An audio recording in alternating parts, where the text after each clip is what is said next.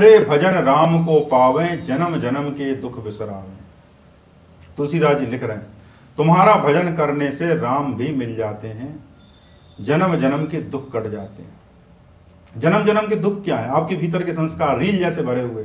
जब भी आप बैठते हो तो एक साथ 25-25 विचार आने लगते हैं, कहीं ऐसा होगा, कहीं वैसा होगा।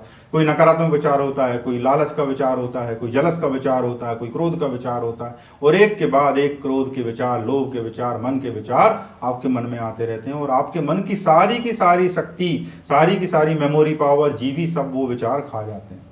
इतने विचार क्या हैं? ये विचार आपके जन्मों जन्मों के संस्कार कहलाते हैं। या आप यदि इसी जन्म को मानते हो तो इसी जन्म में आपने जो भी जीवन जिया है वो एक फीचर फिल्म की तरह आपकी आंखों के सामने चलता रहता है।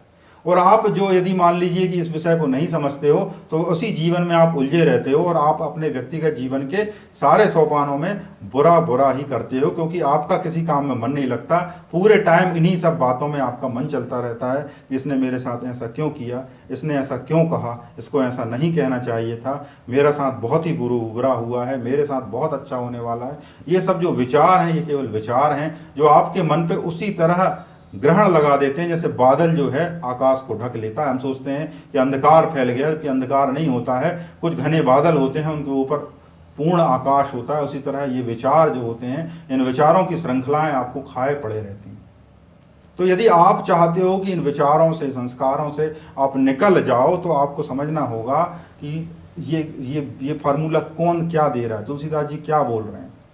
तुम्हारे भजन राम को पावे, जन्म जन्म के दुख बिसरावे। तो ये संस्कार जो मन में हैं, ये जन्म जन्म के हैं। कई जन्मों से आपके भीतर ये विचार पड़े हुए हैं, एक के बाद एक वो परतें खुलती रहती हैं, और आप उन परतों में ही अपना जीवन बर्बाद करते हैं। हम कहते हैं ना, कुछ लोग वो जो है बहुत ज़्यादा उलझे रहते हैं, वो कुछ काम ठीक से नहीं कर पाते, उनके जीवन का कोई भी काम ढंग का नहीं होता।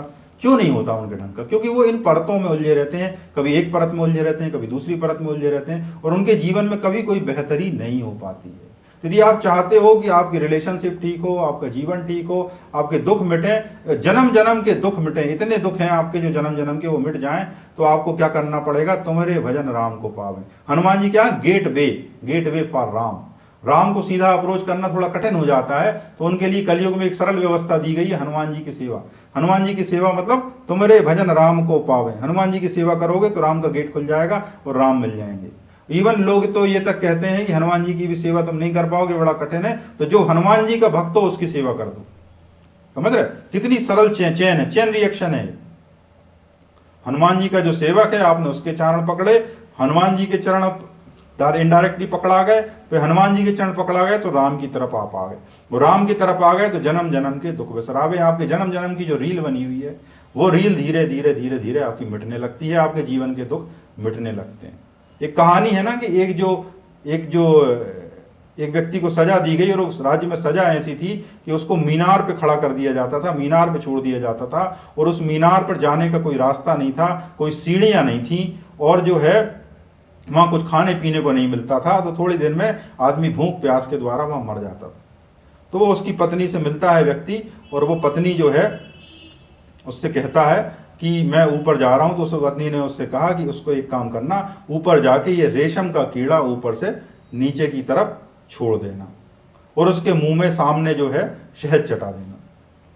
तो क्या होता है? वो रेशम का कीड़ा उस सुगंध के सहारे धीरे धीरे धीरे धीरे नीचे उतर आता है, और उस रेशम का जो धागा होता है वो उस कीड़े के सहारे वो धागा नीचे तक आ जाता है।